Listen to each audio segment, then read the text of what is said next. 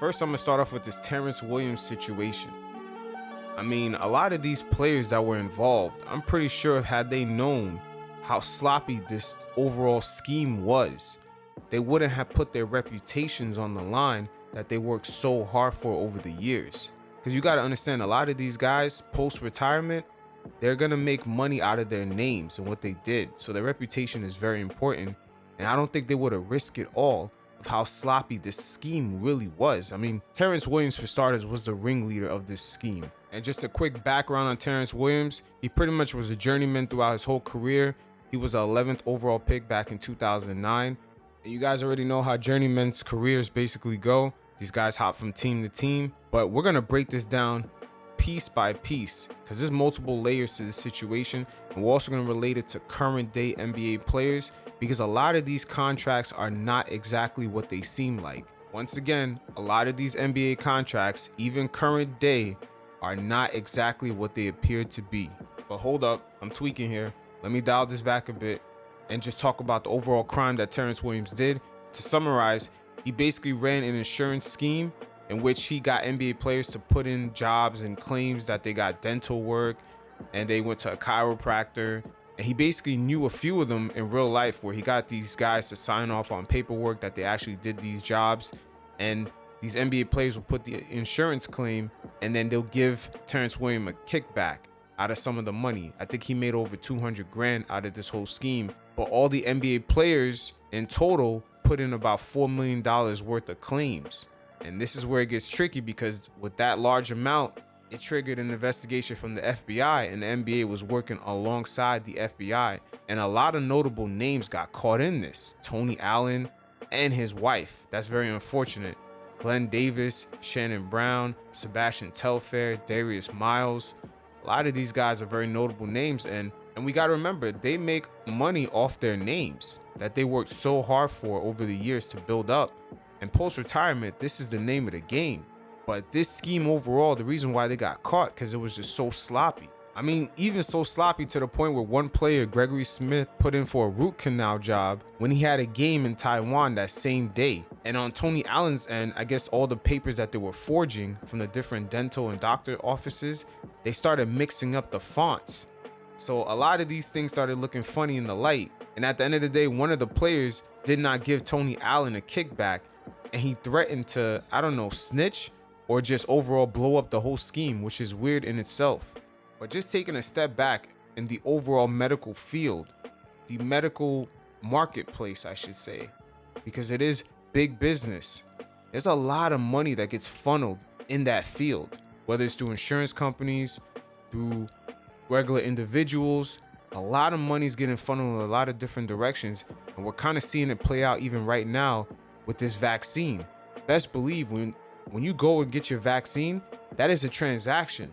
Some people may not overtly see it, but when you go and get this vaccination, you're getting rang up as if you're buying an item. Insurance companies are getting paid, the pharmaceutical companies are getting paid, the pharmacy is getting paid, or just the location where they're administrating these vaccinations, they're getting paid.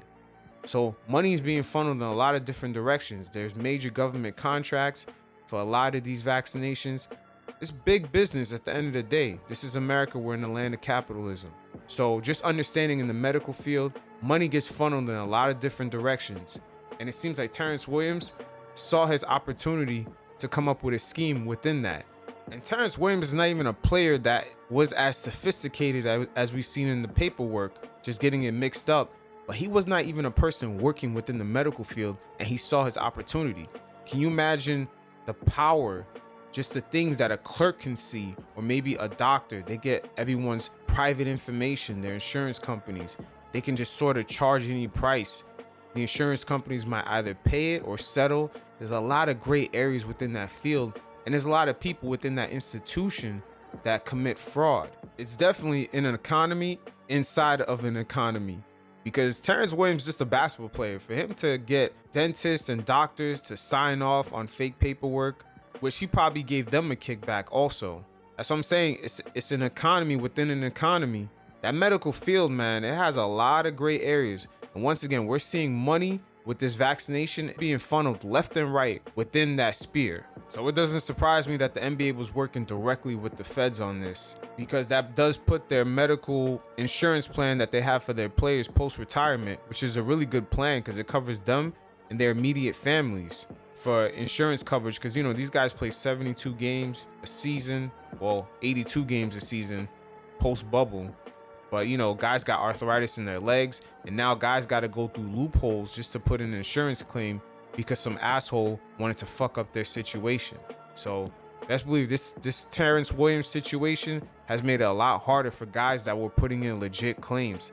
That's also another downfall. But the biggest downfall for the guys that were on this list was their reputations, especially guys that were making money off their names, like Sebastian Telfair. You know, he got appearances because of what he did in his high school. Darius Miles, he had a poppin' podcast. Big baby Glen Davis. You know, these guys, man, unfortunate for them, they kind of ruined their reputation now. I mean, even Tony Allen, he was known for playing great defense on Kobe. Kobe gave him a lot of props. He's put his reputation on the line, and also the safety of his wife on the line, as she's now caught up in this situation and she's facing jail time. And best believe they're dealing with the feds. So that fed time is almost guaranteed. The feds will pretty much watch you commit the crime still, and they'll just build up a case on you. They never go after you right away. They just sort of let you fall into this trap until they pretty much guarantee got you. So that jail time is almost guaranteed. But just looking at the risk reward of just doing this scheme, especially for the players that were just not the ringleaders of it, you got to ask yourself, why would they even risk all this? And just me, I can't help but just think back to that Sports Illustrated article that mentioned that 60% of NBA players go broke within the first 5 years after retirement. That's kind of high. But then again, we got to remember, these guys, the lifestyle they're living, that money isn't guaranteed to come like that for the rest of their lives. There has to be a dial back. They got to dial back on like the places they're eating, the traveling, the homes that they're buying, the people that they're supporting. Let's not forget the people that they're supporting. A lot of these guys don't come from the type of backgrounds where, you know, their family members are well off. They're the breadwinners for their whole family. That's a major responsibility. And it's very unfortunate because the family members tend to see how much money they made that's posted up in the media. Oh, this guy's made $95 million. Now realizing that there's escrow tax that the owners hold about 10% of the contracts for revenue loss gain purposes. They got to pay the agents. They got to pay insurance. They got to pay taxes. Taxes alone is over 40%. So then you got to pay your agent his fee. You got to pay insurance. I mean, these players make probably 30% of that money after paying insurance, agents, all that. But their family members are not seeing that because what's plastered all over the media is the amount that they made before paying taxes and fees for the agents, etc. So that exact total amount is never ever advertised. It's always a pre-tax amount that's advertised. And we seen it play out last season with Donovan Mitchell and Jason Tatum, as they both, after their rookie extensions, had signed a 4-year, $195 million deal. But that's what's advertised.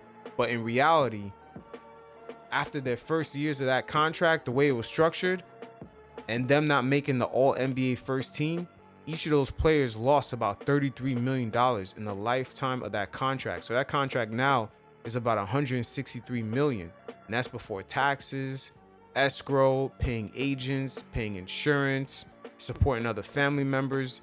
You see, all these things tend to add up, and that's why we kind of see this shocking 60% of NBA athletes 5 years after retirement go broke. This is when stuff like this tends not to be as surprising. And we even mentioned baby mama drama, divorce, and bad investments, as we see it play out with Tim Duncan and Kevin Garnett, two players that actually in the last 20 years earned some of the highest salaries just from the NBA, not even including endorsements, just from the NBA. They've earned a lot. And we've seen it literally cut in half because both Kevin Garnett and Tim Duncan got ripped off by someone that was managing their money. So we also got to factor in the predatorial people that kind of linger around these players. It could even be family members that just sort of kind of try to get these guys into bad investments, or they just straight up rip them off. And speaking of family members, let's not forget, some of these NBA players are the breadwinners for their whole family. They aunties, uncles, people who brought them to practices. A lot of people feel like they're old, and sometimes these players are guilt tripped into buying these people cars, houses. They're paying off mortgages for years, houses that they don't even live in, for other family members. A lot of these things tend to take a toll, and after that player's retire and no longer making that same income per month, things got to be dialed back. And sometimes some of the family members are used to sucking on that thumb, or they're used to sucking on that nipple, and they don't want to let go. And this applies to a lot of the players. I don't want to say background doesn't really matter, but human nature tends to kick in. And if you're giving someone something for free for so long, after a while, when you take them off of that, there's going to be a pushback, especially when your salary pre-tax is plastered all over the media, all over the internet. It's even on the video games. You can see the person's salary, but it never factors in some of the expenses that come along with it. And sometimes, a lot of these players have family members or friends who don't really understand what it comes with making that kind of money and the responsibility. You got to pay certain taxes, certain agents. They don't quite understand the fees that come along with being in that tax bracket. So there's a lot of miscommunication and misunderstanding, and they just see you as a person with money. So with all this said, we start to see kind of a vivid picture of why some of these players like Glen Davis, Shannon Brown, Sebastian Telfair, Darius Miles, even though they all make great money compared to an average person, we start to see why they could have been put in this situation where they saw opportunity to kind of make similar income that they were making while they were playing, and just kind of ignored the risk, or just kind of downplayed it and just still took the chance. Because let's not forget, a lot of these guys post-retirement, a lot of these guys are in debt, especially for the lifestyles that they were living. But it's very unfortunate. Once again, a lot of these guys, man, they're champions. Glen Davis, Tony Allen, Shannon Brown. I mean, Darius Miles had a really popping podcast. So there's going to be a major rebranding for some of these guys' names, because once again, they need their names to make money post-retirement. They work their whole life to build their names up. Post-retirement is usually when a lot of these players, they're not cashing in off their talent. They're cashing in off the name, the reputation that they had, their image. And this kind of hurts a lot of these guys' images. And it's not just players that tend to sometimes get caught up in these fraudulent schemes because of money issues that are part of the NBA. We also seen an assistant coach in the Portland Trailblazers get caught up in this same scheme. And also, we could look back at what happened with the Sacramento Kings. They had an executive that was responsible for all the advertisements within the arenas. And the insurance company that had licensed the name of the Sacramento Kings arena had actually sent the money, instead of to the Kings, into a sub account that belonged to that executive. He set it up with a similar name with the Sacramento Kings. And he kind of took the money and he was buying houses, and he thought he could flip the houses and then give the money back to the Kings somehow. And then he ended up getting caught by the feds. And even though he was already making great money, he was still greedy enough to try to commit even more fraud. It was so strange. Oh man, it's just not the NBA players, man. It's just something about that life over there. Guys see the money, the flashiness, the houses, the cars, and guys kind of get addicted to sucking on that nipple, man. I'm telling you. And sometimes they're willing to risk it all. And this guy had a whole young family. He had like 3 kids under the age of 7, a wife, and he put everything on the line. They lost everything. It's very unfortunate, but going back to the players in this situation with Terrence Williams, now I wish the best for all those involved, but they're facing Fed time, and that shit is serious. This scheme was running for 3 years straight, 2017 to 2020. And between all the players, they split about $2.5 million in payments. So that Fed time is going to be serious. And once again, a lot of these NBA contracts are not exactly what they look like. We've seen it play out today. Bam's contract extension, he lost about $17 million by not making the All-NBA defensive team. Same thing for Donovan Mitchell and Jason Tatum, both losing $33 million each. And the same thing for De'Aaron Fox. You got to take off $33 million from his contract because he didn't make the NBA All-First team. So it is what it is. A lot of these things are not exactly what they appear to be. When you're dealing with billionaires, they're gonna find ways to finesse those contracts. So when it comes to their money, they better stay woke.